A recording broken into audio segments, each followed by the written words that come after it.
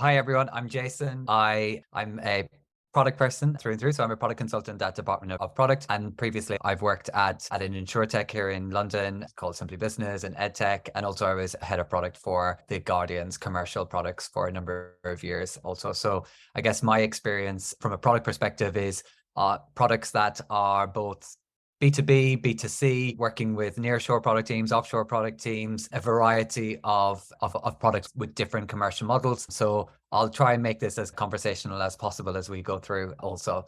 And with that, I will hand over to Emmanuel. Hi, everybody. My name is Emmanuel. I'm a product marketing manager at Sendbird. I've been in the API industry for about 5 years. I started at PayPal, was working for a division called Braintree, it was the B2B payments. And then today working on B2B communication from chat, voice, and video. In today's session, we'll talk through a couple of things, and I know Richard alluded to the Q&A, but number one, so how can comms tech drive product growth, which I know a lot of people will be on the call very interested in. Practical case study, so really, I guess, trying to bring it to life as much as possible with a variety of different kind of products. It's that it really get its kind of spectrum of how it can be applied, and then really thinking about the practical kind of implementation of this, and then the Q&A, as Rich said. And before we jump into that, one of the things I thought we could touch on was what is a definition, and I'm going to hand over to Emmanuel for this, but what is the definition of comms-led product growth? Because I think in everyone's mind, there's going to be slightly different versions. So I think just for context and before we dive into some of the examples, Emmanuel, if you can bring it to life with your definition, at least, of what comms-led product growth is. Yeah, absolutely. It's the simple concept of bringing growth to your business or application by using communication technology. So we'll talk about the different ones. You have legacy ones, as calls, etc. And then now with the internet and being able to have all these communication technology directly running on IP is another way to improve the experience. And so by improving that experience, you can drive growth for our application. And that's the topic of the day. Fantastic. Thank you, Emmanuel. Yeah, I think that just helps with some context. So I think we're going to dive into the market first of all, and I'm going to, again, just leave this with you, Emmanuel, to give us your expert take on it. Yeah, absolutely. What's very obvious is that a lot of businesses out there invest a lot into communication and the communication stack. So lots of companies like Twilio, Sinch, Vonage, Plivo, they offer API platforms that allow people to integrate that technology into their stack. The investment is massive. We see an 80% CAGR between 2022 and 2026. That means these companies will generate incremental growth of about 10 billions. If you go to the next, so that's called the CPaaS market, Communication Platform as a Service. And if you go into the next slide, what's interesting, however, is to see how people communicate. So a lot of the companies do email, SMS, voice calls, etc. But most of us do text and message people, actually, in applications like public chat, such as WhatsApp, Signal, all those kind of applications. So when you think about the experience of communication, you can look at multiple criteria. I've listed 12 of them, whether you're having a two-way conversation. For example, SMS is very difficult to have a two-way conversation. Usually you get something and then you have to follow a link or something like that. Is the conversation also persistent? Meaning, can you have it on your own time? Like maybe you received the message when you come later to check it out and maybe you got to act on it or respond, etc. Or you want it in real time. Do you have enough context? Back to the SMS thing. I often get, my phone provider is AT&T. I often get texts from them.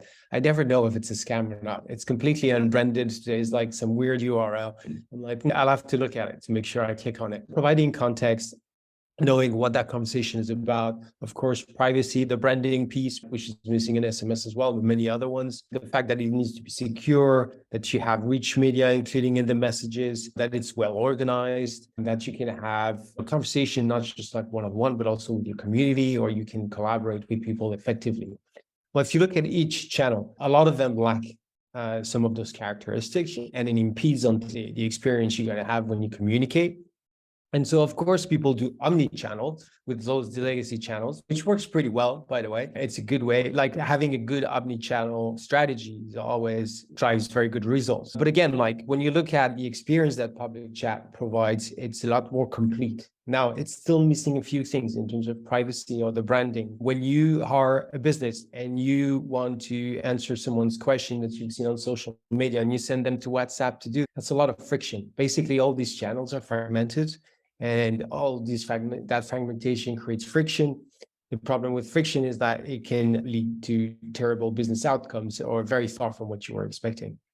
So you have to send people somewhere else, and then they're away from your application, from your premise, and it's not ideal. So the beauty with today's API-based technology is that you can create an entire experience for communication directly into your app.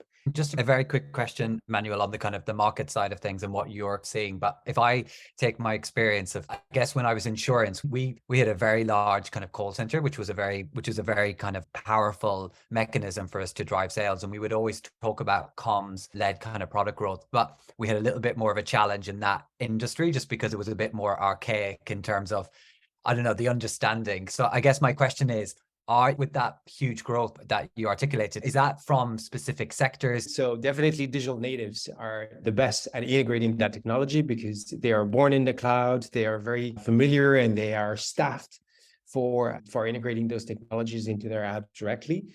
So definitely you see a lot of natives integrating those APIs. But yeah, other companies, pharmacies, for example, they're going through digital transformation. So then we end up like seeing third-party companies that are doing the integration for them. So that's just a company, Traveloka. They're like a travel agency for people who like to go to hostels all around the world. And so those guys were doing an omni-channel strategy. They were using SMS, Facebook, email, Twitter, etc. And after implementing chat, it became the most popular channel of all. So it was a bit of a surprise, yes and no at the same time, but it was good to see that all those assumptions based on the experience made a massive difference. Yeah, directly into how can comms technology drive product growth? And I think you've broken this down by a funnel approach. I think it's interesting to think about like where is communication going to impact your funnel. So if you look at a sales funnel and how you drive people through them, so definitely communicate. There's nothing more engaging than another human. Definitely having chat, help people engage with each other or engage with your brand. So the engagement piece is massive. The engagement has a direct correlation with conversion, so we can look into that. It also helps with retention and the overall service you're able to provide, as well as the quality of the experience, the convenience, the context, the social aspect of it, which is very big because it changes people's behavior. And can sorry, Emmanuel, but can I just touch on that, which is, do you see a particular type of audience? So I guess one of the things that crops into my mind is it a younger audience that is responding better to this overall experience? Or again, is it really, you're not necessarily seeing any kind of, I don't know, big audience like standing out?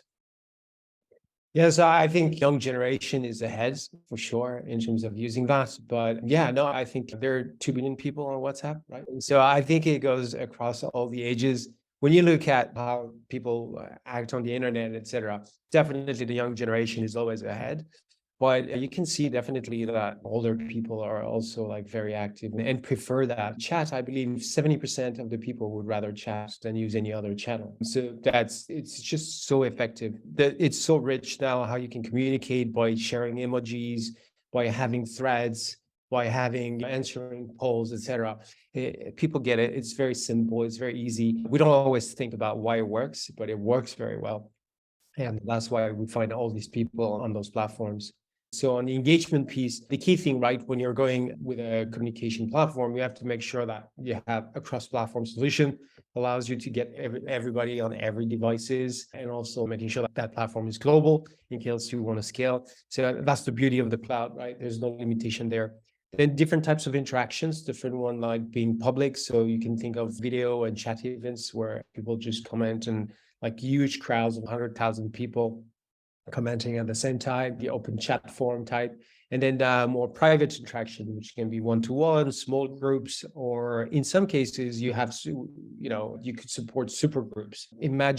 So a super group is something that's private with lots of people. Let's say people are trading and you have someone who's giving advice, etc. It's a private community of 4,000 people who are doing something at the same time. And then of course the voice and video calls, that help upgrade that interaction. Chat is convenient, it's easy, it's fast. But then, if you want to increase in trust and authenticity, then you go and convert that to voice and video calls, which is very easy. Can think of the experience of FaceTime, for example. That's exactly what you can do, right? And then having a rich communication tool set, because especially if you're a business and you want to engage with users, being able to schedule messages or send polls, seeing people with the collaboration piece, with the threading of the conversation, which is, you find that in Slack.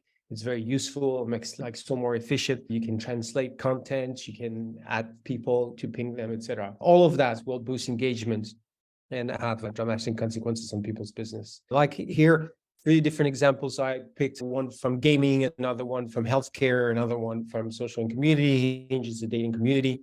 So Nexon was wondering, it's business driven, meaning that if someone plays a game more than a certain amount of time, then the LTV is going to increase. There's like a threshold you need to pass. And so they've used chat to create a sense of community and have people hang out. And that conversation has increased the amount of people time playing the game. And then that has directly impact on their business. Same with Accolade. It's a company that provides information on benefits. And once they've integrated their chat, they've seen in the past, they had a way for people to communicate, but it wasn't very effective. It was very bare-bones. So they wanted to improve the experience. And they've seen, just by having like state-of-the-art type of chat communication, they've seen a massive increase in the people messaging. It went up to 2.6x. And then the number of daily messages as well. So that engagement is very important. People are here, they're active, they're spending time in your app. Same thing with Hinge. Hinge was hitting COVID. People were going to have a hard time to meet. And then so they needed to go beyond chat, and they integrated voice and calls. And today they see a 40% increase in video calls in the last year. So you were asking like, yeah, people with the technology is there, people use it, and people love to interact with each other. Yeah, and the Hinge one particularly stands out to me. I used to work on a dating product in the past, and I think what's really interesting with this is obviously there's a clear correlation to that metric increasing your revenue from a product perspective. But I think just from a customer satisfaction, like from my experience of working on a dating app, was that people who had calls in advance were just, it really was like a really good filter before going to an actual physical date. And so it really helped people weed people out, so to speak. So I really love that one, because I can see how that has a real, very tangible customer impact at the very end of it as well. Yeah, I think it talks as well about the level of authenticity, right? When you go with chat, it's convenience, you get things done, you can do it on your own time or real time, etc. But then in the case of dating, then you want to know a little bit more about the people. You want to increase the level of authenticity and trust. And that's where it makes a huge difference. Yeah, and we just have a question from Tara, which is, I think, Tara, your question is in relation to like maybe metrics within the manufacturing industry. So if there's any examples within the kind of B2B to C, is that what you're referring? Yeah. Okay. I don't know, Emmanuel, if you've got any top of mind or any that you can maybe share either now or later. Yeah. So you said it was manufacturing, right? Yeah, the manufacturing industry. Yeah, it's not as often, but we've had a company, I forgot what they were doing, but they were doing construction on sites, and had to do with their entire teams being on the construction site, taking a lot of pictures. And for compliance reasons, etc., they were able to document. So the people on the construction site were able to document everything that they were building and making sure it was up to code, etc., and send pictures, create documentation, having a back staff looking at those, etc., and then keeping the client up to date with that. So I think it was collaboration within the people doing the work and then the architects, etc. That's the only manufacturing things that I can remember. But yeah, basically in that case, they were able to find crazy shortcuts to provide information, get all the rich information with visuals, etc. So great for archiving, great for review, great for approval, and they're streamlining this. It's a startup, and they're in England, by the way. In terms of sales, it's the same thing. One great thing with that is once you have that communication infrastructure in place, you can run campaigns. You can do that at scale. You can do that elsewhere. You're going to have a real-time visibility on the performance of it and see what happens. Then you can analyze your data, see what's converting, who's responding to what. You can relate that to the conversations that people are having, etc. So there's a lot you can do. We had in Singapore a company also do buyers and sellers type of interactions. And before that, it would take hours before people would agree on the transaction and answer all these questions, etc. By just having chat, voice, and video, people were able to get real-time answers, get on a call, show each other's demo, etc. It would go a lot faster. So the transaction velocity dropped a lot. You can see good for business, but also good for the users, for the buyers, for the sellers, in terms of the level of trust and confidence in the platform. Yeah, And I of think course, that's particularly true also. I don't know if this is true, but particularly true where the price point is slightly higher. So where it becomes a more considered purchase. I don't know, let's call it like over $200 or $150, whatever that price point is. I think that trust element and some form of reassurance or peace of mind becomes really powerful to get people over the line. So if there's anyone, I don't know, on the call who's maybe in working with a product that has a higher price point, I think immediately comes top of my mind, at least, that this becomes an incredibly powerful tool. yeah, and then the other thing is once you have that IP infrastructure to do communication, you can also do things that are one direction. So you could also have built-in notifications. The difference there is that you get the notification that's from the app. So you get full context, you know what it's about. You click in there, it sends you in the app, it's safe. You can authenticate it. It still has the other people maybe related to notification, etc. You can increase conversions by a lot. So we see conversion doubling up versus SMS. And I think part of it is because of the entire context you're creating. Yeah. We're also with the communication platform, you can go with live events as well. Yeah, you can go next slide. Let's see a representation of that. So Traveloka, which I mentioned earlier, had vouchers for hostels, and they did live streaming events with chat at the same time. So ideally, you want a platform that offers both and makes it easy to integrate as well. But that was game changing, right? 5.5x in the sales. So for them, it was just very exciting. And then from then on, that's what they're going to do doing forward. Yeah, I think that's amazing. That I've got some ideas in the top of my mind in terms of the products that I've worked on in the past, where we've worked with, like, for example, in edtech, we worked with some tutors, and I can imagine if the tutors were doing a live streaming of the course content, I can imagine the response rate to that would have been phenomenal, like from a live I chat. mean, there's nothing more interactive, right, than live. And you create this relationship with your customers as well, because it's happening in real time and it's live. There's no lying. It creates a huge amount of authenticity with your users. They can interact in chat in real time. And then you can scale those events like crazy, right? Because Yeah. there's limits with the cloud. So you can go to hundreds of thousands Yeah. of people.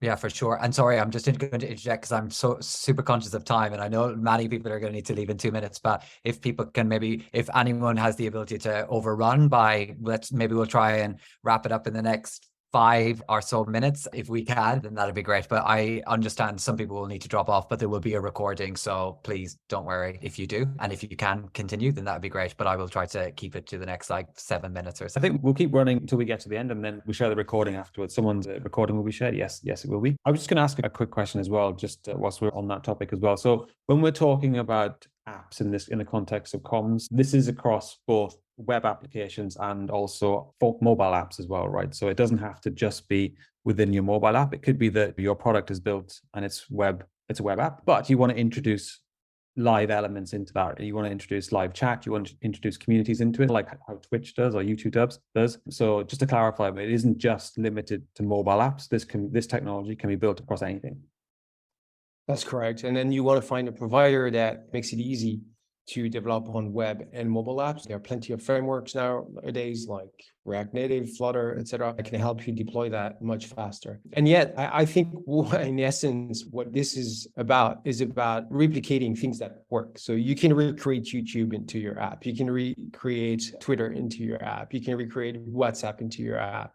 And we're on retention. The value when you have a customer, it's 5 times cheaper to sell to someone you already know and you already have a connection with than if you have to acquire them. And also, if you sell to someone that you have acquired already, the conversion might be 70%. Where when it's the first time you ever contact them, the conversion is probably around 20%. And so that's the key of creating a user base that you're retaining, that is engaged. Also, people who are emotionally engaged with you are likely to spend 50% more on your brand for the year, according to Adweek. They had a survey on this. Tremendous value in retaining your customers, creating that deeper connection, creating that sense of community, giving them the feel of being safe, So there's a lot you can do as well. Come up with moderation tools. It can be either done by AI, or you can have like human moderations for events. Sometimes it's a combination of both. You're creating some sort of rules, making sure you detect the right behaviors or wrong behaviors, and then you're taking actions on them very quickly. You can do that with AI and humans at the same time, combining both intelligence in order to do that effectively. And I So think that's key. I think the interesting thing with retention also, and maybe perhaps this is just the products that I've worked on in the past, but retention has often been like slightly like unloved from a product perspective. And I think often because it's just not as exciting as the top of the, or sorry, I should rephrase that. It isn't as deemed as exciting as top of the funnel when it's that around that kind of like boosting like awareness of your overall product. But actually, I think through this kind of comms-led approach, you could actually get a lot of internal stakeholders very excited, from your finance teams right through to your marketing teams, who would actually get very, I think, bought into this whole notion, because it's a bit more, it's easier to wrap your head around than often some kind of other retention techniques that you might use in order to increase your retention. So yeah, I think there's a lot in it. Yeah, it's all about not having a leaky bucket, right? Yeah, exactly. I think profitability will be the KPI you're looking for here, because you'll be able to generate a lot more money out of people that you have in your app. Once you've acquired them, they're there, and if they're going to spend more, it's just going to add to your bottom line. So yeah, in terms of retention, a famous app was Reddit. So they have a mobile app with 50 million users globally, and as it's a very active, very rowdy sometimes community. The problem with that is that a lot of people would not stay on the platform because they thought maybe it was a little too offensive at times, or people were a little bit too aggressive. So one thing that was very interesting, and that's the magic of chat, is like by creating chat. So I'll read the quote, but with Reddit chat, Redditors really feel like they're talking to another human being, even though they don't know what the person is. And I think that's the key thing here to understand, is with chat, because you have a profile, because you're typing, people see you're typing, because you're somebody, it changes completely the behavior. Imagine someone in a car shouting at someone else because they've been cut off, something like this. They would never do that in the street, because inside the car, you feel like you're isolated. You can do anything, and there's no consequences. Once you're a pedestrian, it's very different. People change their behavior, and that's exactly what it's hitting on. And it will work across your business. MonPay is another fintech company. They got 36% retention. We haven't talked about the whole conversions and retention for fintech, but that's exactly what these guys are doing. And it touches on the experience for you guys, product managers, is that it's not about a commodity transaction anymore. It's not about sending money to A to B. Everything is around the conversation. And the transaction is one piece of the conversation. So people now organize their project, they joke, they do all kind of stuff that we do in real life. And the money is just like a separate thing. And now it's easy because you can do that in groups. You can request money from everybody. Everybody can pay. Everybody see who's paying, who's not. So it creates like this. It just works very well. And Venmo's figured that out a long time ago, but now you can see that across a lot of fintech globally. And I've mentioned in the prior slide, many companies that are adopting chat exactly for that, because people convert more, they transact more, and they stay in the app a lot more, and they come back. Because they come back for social interaction, just like in gaming. Not everybody plays games anymore. They just show up because it's their community, and they're gonna have good fun playing with their friends. And then in terms of customer satisfaction, same thing. Chat is like one of the preferred channel. It's a lot faster. On the agent side, it's fantastic as well, because you can chat with 5 happy customers at the same time. You can send them coupons, orders, offers. I mean, you can help them very much. I haven't touched too much on the chatbot piece as well, but that helps streamlining things. So you start with a chatbot, you filter very well who needs what, or if they need any human help. If they do, then it goes to an agent. An agent is able to manage about 5 people at the same time. So we've seen actually pharmacies in India that they had a call center, and they completely removed it and just did chat. And customers were happier. They went through a lot more people faster time to resolutions, etc. So it was like a win-win, and it reduced cost a lot. The other thing is that, you can go to the next slide, because I think Virgin is very interesting case. They wanted to go fully digital. And what they were able to do as well is because everything is in the app, everything is around conversations, notifications, and things like that. They know exactly what's happening. And so they would send all the conversation data to a third-party engine to do sentiment analysis. And they were able to predict with a certain percentage how likely that person was going to be able to churn. And so by doing that, they were able to react, send offers, check in, and things like that. And they've increased their average revenue per user by 20%. And then the CSAT went up 26% with a constant 5/5 for a while. Now, this is like pure, like this product manager is fantastic. This is like pure digital native thinking, super ahead of time. But when people do that, it works very well. And I think over time, people will just have to copy what these innovators are doing in order to bring the same type of service that customers are looking for.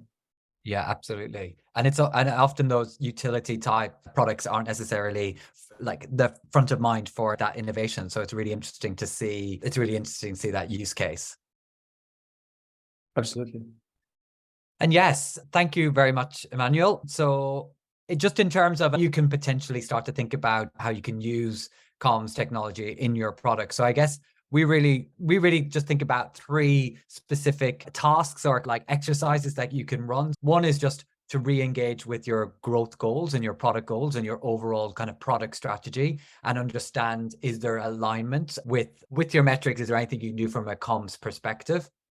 2, I think it's enlisting the help, or you could do this yourself if you're with a product manager, but undertaking a UX audit. And I think this is something that at least I've definitely been guilty of, where I've been working on a product for many years and it's been a year before I've done a UX audit. And not only can you identify kind of comms areas where you can introduce comms technology, but also it acts as an exercise just to also have an UX audit on your site in general. And then the third one is obviously speaking to customers. So really speaking to if you've got a call center or your customer service agents, and really trying to get under the skin of, where are people looking for trust? Where are people looking for extra reassurance? Or if I go back to my experience in insurance, we would often have people paying very high price points. And when they were paying high price points, that's the point where they would need some form of interaction with a human sort. So that would have been, from our perspective, a really good place to introduce it. And then in terms of, we've just got a couple of quick ideas in terms of how you might be able to do this with your teams.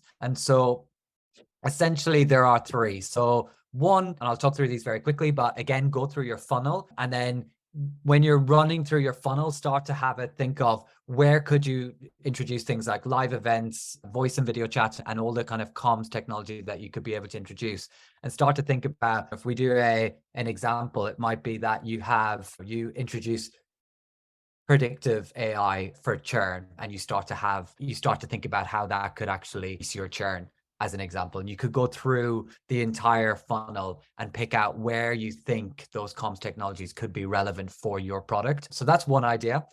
The second idea is crazy eights, because we all love crazy eights. But get your product team, and this could be your engineers, your UX designers, your content managers, marketing. I always say, for these kind of more brainstormy type exercises, to introduce kind of stakeholders who you might not always interact with, because I always think it brings a kind of breadth of kind of fresh thinking to a session like this. So you can just use a how might we session to think about, how might we introduce live events, for example, or predictive AI or comms technology in general. And then the third and final one is, if your organization or if your product, if you undertake hackathons on a regular basis. I know the last couple of products that I've been working on, we've had every 6 months we do a hackathon, and sometimes they can be a bit unwieldy, is probably the best way of describing it. So if you had something that's a bit more descriptive, or prescriptive, I should say, you could say, start to give your teams a challenge around how you might be able to introduce comms-led technology with a very kind of tight brief around a hackathon. And I think that's a really good way of getting your teams to think what you could do. And then you could present that back to your product council or your senior stakeholders, or whoever it might be, who are helping with devising what your kind of product goals and strategy is. And they're just 3 very quick ideas for how you could continue to have this conversation with your teams internally. And then I'm going to hand back to you, Emmanuel. Yeah, thank you. So I think when you guys think about that, so there's a few places where you could start from, right? First of all, maybe your company has an omni-channel strategy. I think if that's the case, the first thing to wonder is how many channels they use. And then the thing to know is that the best channel you can have for communication is going to be your application. This is where you're going to get the most engagement, the most conversions, etc. The other thing is you could be thinking, I don't have a community, it's just B2U type of things. We don't really have someone to have a conversation. We just want to have one direction. So a bit like the SMS thing, and you may be thinking, I'm happy with SMS. But the thing is that with certain platforms, you can run the notification use case specifically. That's just one direction. But by using IP, again, you'll provide the context, you'll increase your conversion probably by 2x. You're going to reduce your cost by half. So when you go and choose a platform, then you have to think about what are the different technologies do I have. So when you think chat, also think chat notification, not just like conversational.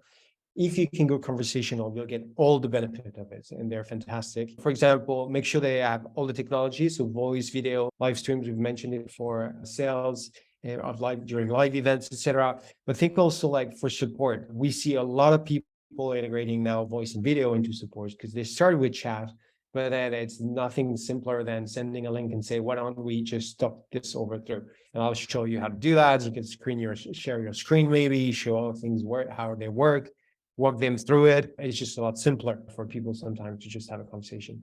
And then make sure that the platform has like great data and analytics, because the value is in that data. You can do a lot with it to integrate with your CRM, use services like I mentioned for sentiment analysis, but many more. As you can create any kind of workflows you want, making sure that you're measuring your campaigns. And so all those platform integrations are extremely important. So make sure you have an API that's well abstracted, it's easy to implement, easy to connect with the rest, with webhooks, etc.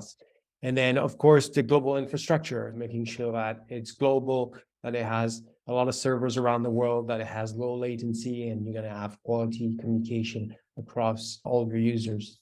And also being able to scale, right? So if you can have an event that can, or a live event that's going to host like 50,000, 100,000 people across the world, that matters. It's very important. If you want to have super groups, how many people will be part of that group? Is it going to be 20,000, 60,000? Make sure that the company can scale and perform at the same time. Brilliant. Thank you so much. I would say it's compliance also. You can never forget about compliance and making sure that the platform you will use with the technology stack you're after is fully compliant across all the regions of the world. Thank you so much, Emmanuel. I know we're running way over, but if anyone does have any questions, please ping them in the chat. And I will just say, for anyone who's watching the recording, perhaps, Emmanuel, we could, if there's any specific questions, we could direct people your way, and we can just make sure that we facilitate that kind of exchange of questions and answers, because I appreciate that many people had to drop off at 4 for probably another meeting, or 4 for UK time.